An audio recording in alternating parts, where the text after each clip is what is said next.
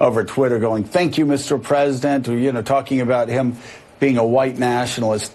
As Jonathan Meacham, you brought up, as John Meacham brought up, you brought up Meacham before his book.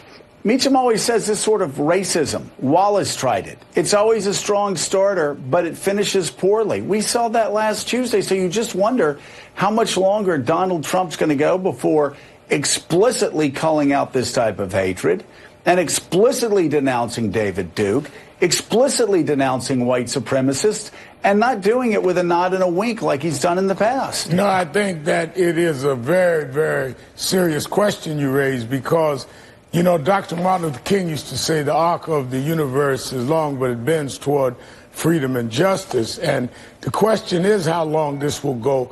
I think last week's election showed that it does not have the legs that we was thinking it may have politically, and Trump is going to have to make a real decision.